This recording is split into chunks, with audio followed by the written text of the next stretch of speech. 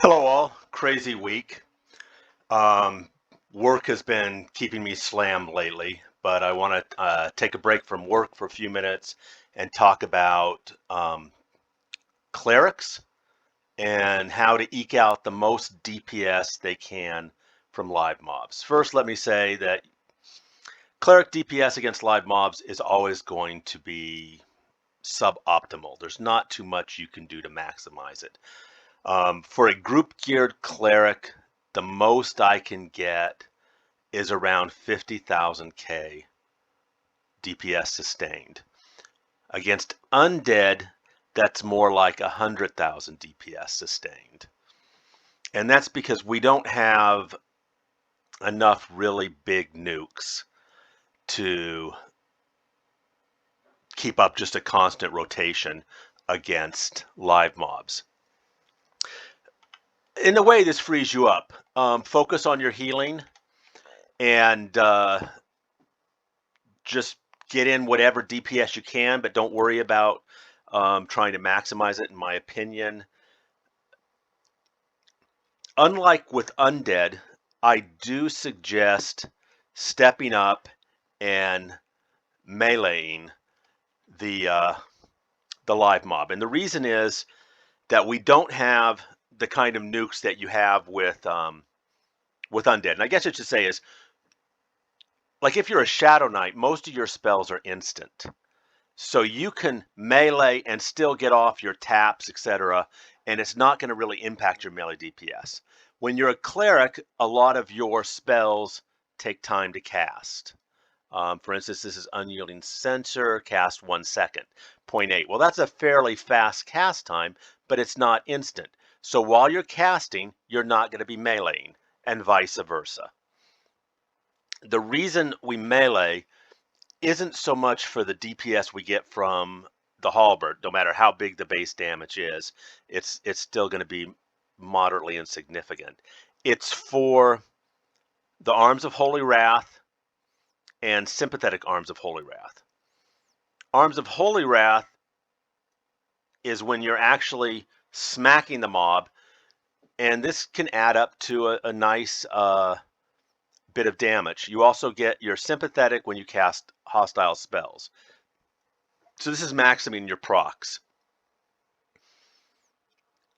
I find that the DPS you get from procs and from meleeing is about the equivalent of one of your nukes. So I do suggest meleeing, getting close, meleeing. Definitely you're going to want to get behind the mob because you don't want to get those riposts yourself. But more importantly, if you use your hammer, then that hammer will keep attacking if it's your spell hammer. Well, for instance, I'll get to that. Let's go back here and let's talk about Aura of Divinity. You always want that up. Aura of the Reverent allows you to absorb, I think it's 4% of your damage. It's a pathetic amount, and it does not stack with the options, which are Mark of Rallied Greater Protection of Eye, 10% with a damage cap, and Shining Aegis, 10% with no damage cap. If you have the spell slots, and if you're attacking live mobs, you probably will. Both Vi's are great. The Shining on your main tank and Protection on the group. It's going to absorb a 10% damage. That's probably as good as any other defense you can have up there. So you cast that second Aura 4%. Why not? It's free. If you are attacking undead mobs, though, at times, especially like a static camp or something, then think about, instead of Aura of the Revenant, go to Purified Ground. That will give you more bang than Aura of the Revenant if you have undead mobs, a mix of undead mobs. If you've got pure undead mobs, total different situation. I've covered that in my earlier video. So there's your auras. Vow of Vituperation.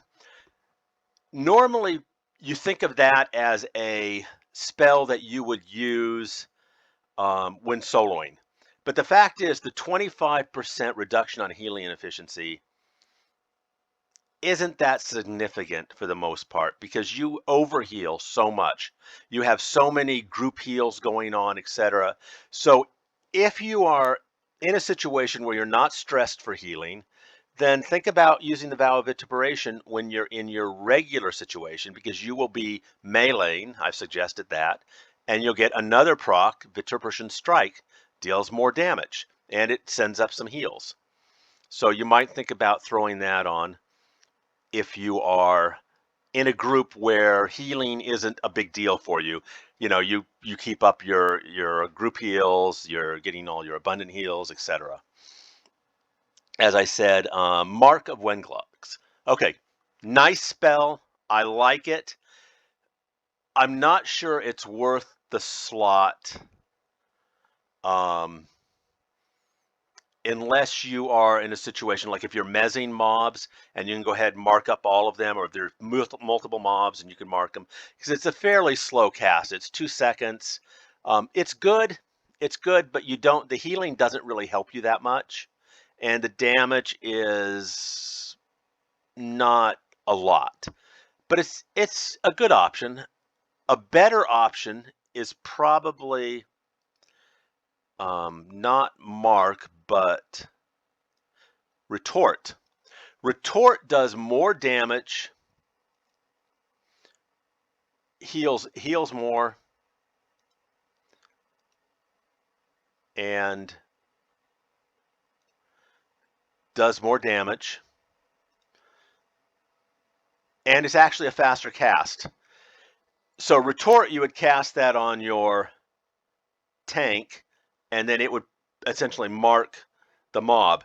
So I like Retort. I think Retort is your best choice unless you're in a situation where you're constantly pulling a ton of mobs and maybe you just mark them all. I definitely like Retort better. Ward of Righteousness, great. You have so many options as a cleric, that good options, really nice options, that you're going to have to decide what you want to put in there. I do like these. I said Retort, Divine Intermediation, another kind of cool spell. I don't tend to use it myself just because of how much I have. Then we have Sincere Contravention and Sincere Intervention. Now, when you talk about contraventions and interventions, the two that I would use is your 115/113 version. You know, there's your top version, and then go down one to your 110 or 108 contravention/intervention. Both of those do really good damage. They take a long time to reproc, like 20 seconds, 30 seconds. So this one you hit it, and you've got 20 seconds. I can't do this right now because I don't have anything attacking. I could target myself, but then that would just nuke myself and heal myself. But it does get abundant healing up. It gets recourse of life. Isn't that cool? The key thing about the difference between contraventions and interventions, you can use both or you can use one. Contraventions are great because if you're attacking a mob, meleeing a mob, you can use your contravention and you don't have to switch targets. And then you can heal the tank. So they're nice. I like them. And they're good damage. So you've got two of those memmed, and then you intersperse with probably Unyielding Censure, which is a twin cast, and Unyielding. Well, you could do Judge. Okay. The top twin cast and the second twin cast, they will stack. You can get them, you can use both of them. I don't know why you would. There's no reason. You're going to just use Unyielding Censor. But there could be a situation where twin casting, big heals would be worthwhile. I don't know what it is. You're definitely going to want to get familiar with targeting. And you're going to want to set up on your key tabs for your targeting tags, you're going to want to set up, for me it's G, toggle the last 2 targets so that you can target yourself, target your mob, or target the tank, target the mob if you're going to be switching. And the reason is, I talk about sincere interventions. Now they're your classic heal nuke. In other words, you target the tank and then it nukes their target. The nice thing about the interventions as opposed to the contraventions is the twin cast component of Unyielding Judgment will double the heal and double the nuke. It does not work that way for contraventions. Only interventions. For the way it's set up, if you've got twin cast going, it's going to twin the nuke and the heal portion. So I really like the interventions and use them. Now let's go to what I would call my live set 2, which are just for the purpose of making sure I can cover some of the things that are important here.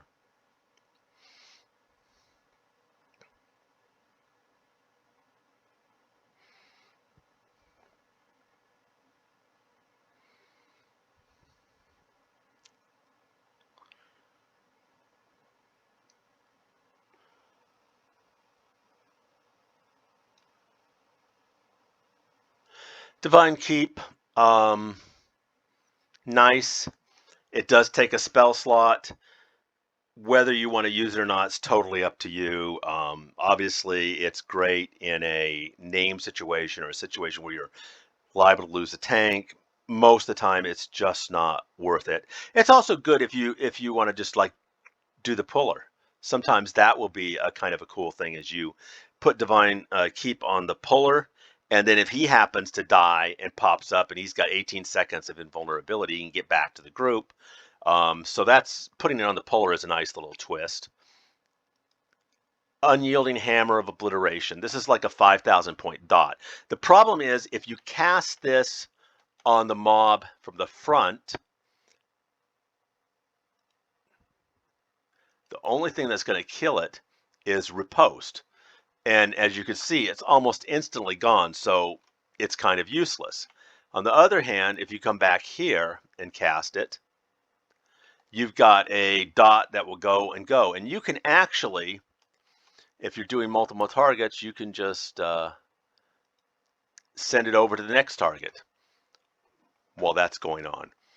But the key is get behind the mob so you're not getting riposte damage, and so your little hammer pet is not getting riposte damage. You can use your hammer pet, which is a traditional pet, and you can use the AA hammer, which is a swarm pet, and will be affected by swarm pet things. Nothing sticks on these hammers. You can't buff them or make them last longer. There used to be some tricks. Years ago, if a enchanter cast haste on the hammer pet, it would not go away, and so you would have this pet that you could use until it was riposte damaged. That was fixed fairly quickly, I imagine, once we discovered it. Hammer pet, good dot, 5,000 DPS. Injunction is probably the second nuke you want to use. You might even have 2 contraventions up, 2 interventions up, and then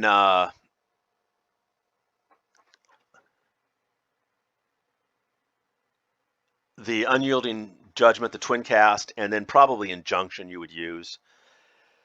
And then as you just go through and rotate them and switch back and forth, it's a lot of work, and the most you're going to be able to hit is around 50,000 DPS as a group geared cleric with decent AAs. I have not completed all of my AAs yet, but I've done most of them. If you look at this guy, he's all group geared, still has a lot of progression to do, a ton of progression. 31,863 AAs. The significant ones that are left tend to be like Chromabash, Glorious Judgment, Justice, Tectonic Destruction. Tectonic Destruction, if you're doing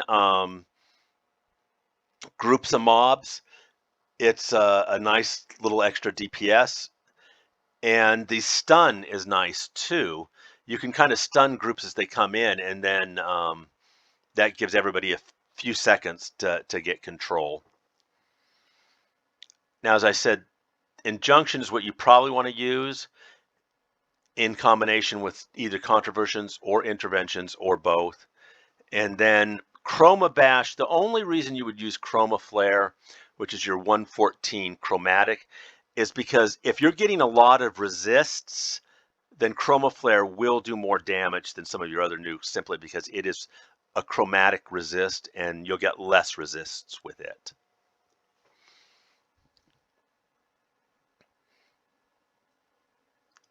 Let's see.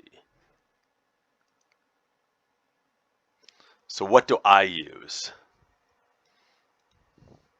And I've been really disappointed in the amount of DPS you can do against live mobs as a cleric. If there's any place that a cleric really needs some help, it's the ability to solo single mobs with reasonable DPS, single live mobs, and against live mobs. So my live setup tends to be Retort. I like Retort. As I said, it does more damage and heal than Mark. I do Shining, and then I have Sincere Remedy, Merciful Remedy, and Spiritual Remedy. Really, Spiritual Remedy, think about swapping that out for almost anything else. I just had that up because it does mean you constantly have a quick heal up. You never run out of time. If for groups where healing isn't significant, it's not a problem. But you might want to use something like Furious Renewal, Dire Renewal, 115. Probably a better choice. Then we've got Composite Blessing, cool little thing. And I've got Unyielding Censure, Chroma Flare, and I think I had that up because I was finding that I was getting a lot of resists with certain mobs, and I went Chroma Flare's quick back. This is not a high DPS live thing. I just tend to rely on meleeing, because remember, meleeing you're going to do about as much damage as any of your nukes, and you get those 2 procs, multiple procs, and if I have Vituperative up, I will get additional proc from that, and that gets me really close to my 50,000 DPS. You can only work so hard. Promise Redemption, really like Promise Redemption because it has the AA that works with it. I think I've spoken about that already. So it's going to do, here, let's do this.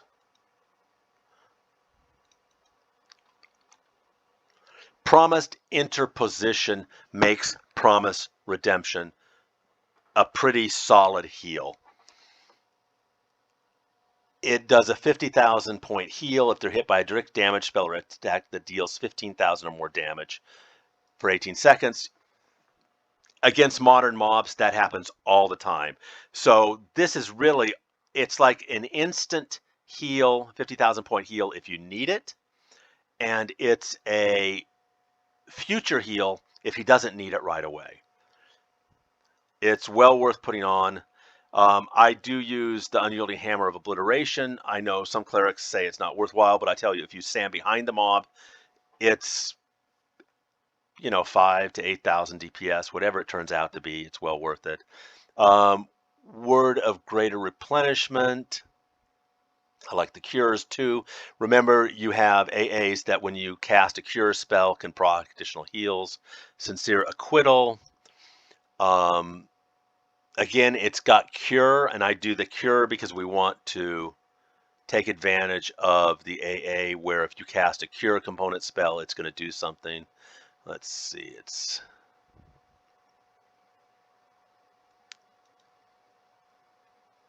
Okay, Sanctified Blessing. If you do spells that cast Cure, Corruption, Cure Disease, or Poison, a chance to do Sanctified Blessing, which heals 18,000 health. As I said, you've got so much healing as a cleric. But if you're not raiding, there's very few situations where a cure component is going to be a bad thing to throw in. In the group game, I don't worry about synergy, because in the group game, you don't have multiple healers. And so cleric synergy is essentially worthless in the group game.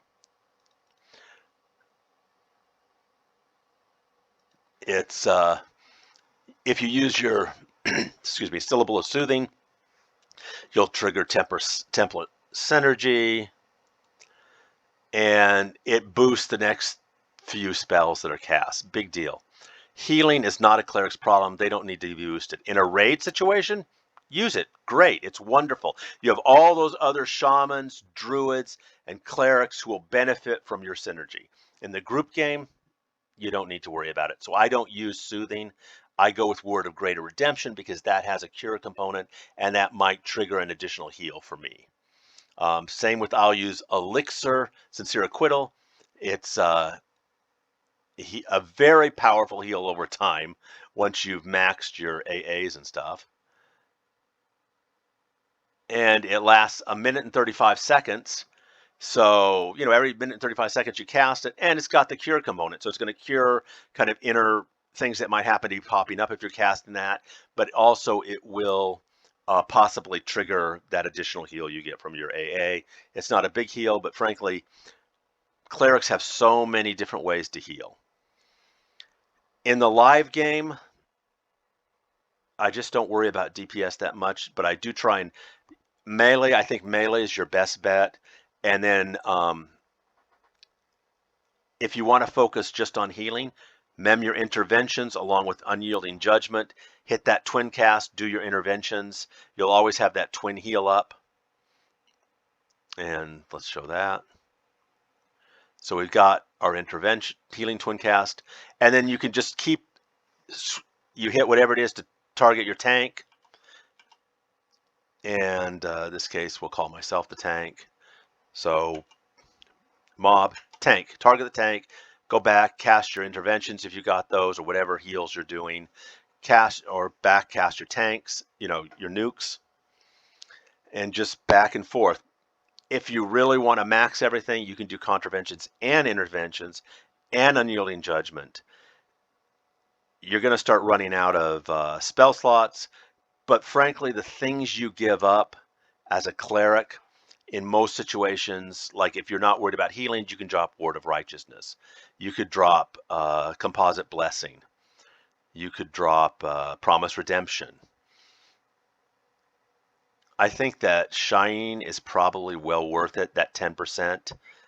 So you might not drop that. I think Retort is pretty solid, but that's also something you could drop if you want, more nukes. But no matter how much you work, you're never going to be able to do as much damage as you'd like as a cleric. Well, this is kind of a quick overview of my live various options. I'm a little more strict, as I showed you when I did undead, because there are better undead options. There are setups where you can hit that 100,000K sustained against undead mobs. Live mob, you're going to have to work harder than you need to work. I mean, let's make clericing fun. So you don't necessarily want to be constantly switching, constantly nuking. It's sometimes better if you can be aware of the situation in the live setting and not worry so much about maximum your DPS. Instead, focus on making sure you never lose somebody. And that's even with cleric, with undead mobs, with live mobs, your bottom line is keep everybody up. Clerics bring a ton to the table. Their real weakness is that they're so good at healing that if they're doing their job right, they're not going to ever be stressed. On a raid, you can actually, your extra healing abilities become more useful. In the group, a shaman can keep up with you. Sure, you may be able to heal more than a shaman, but you don't need it. And in terms of DPS, you can keep up with a shaman against undead mobs, but not live mobs. The shaman will blow you away when it comes to live mobs. Well, that's it. This is my video on live mobs and kind of what I'm suggesting. Feel free to ask questions. I wish I had a better system. You know, I wish there was some way I could say, yeah, we can eke out 75,000 sustained DPS. I haven't been able to do that. Now, I do not have a raid geared cleric, and so anything a raid geared cleric do is going to be more DPS. But in terms of mana, you should never have a problem with mana once you've gotten your base AAs done, etc. I don't run out of mana. At most, occasionally you might go down to 70% or something. You've got your oh, okay. Use your AAs. You're not going to be able to put out big numbers against a named. So even if you were to save all of your AAs for that named, you're still not going to do tremendous damage. So you want to use the full host of your AAs, you know, just Divine Avatar, Battle Frenzy, Blessed Chain, Celestial Hammer, Repel Wicked, Divine Retribution, Divine Guardian, Celestial, you know, just intersperse them, use them all, take full advantage of that cleric, and that way you'll eke out a little more DPS, you'll have a little more fun healing. Let's see, Repel the Wicked, be aware of that. It's a pretty cool thing. This is not an undead situation.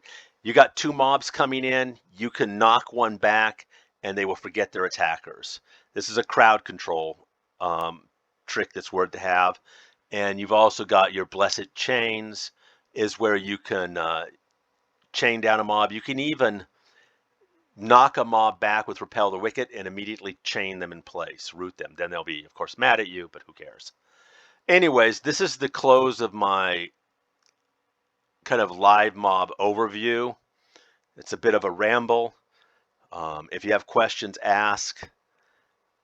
I am very happy with the cleric class, except that they need help they need the ability to at least reasonably solo tasks. The same kind of quests and tasks that almost every other class can do, a cleric should be able to do. And they need help when it comes to live mob DPS. They shouldn't have to, like if they're soloing, spend 15 minutes or 10 minutes killing a mob. Obviously, if you're gonna solo, work on soloing with your melee DPS mercenary and just heal the crap out of it, and that will often put out your most DPS for soloing. I'll talk to you guys later. Good luck. Bye.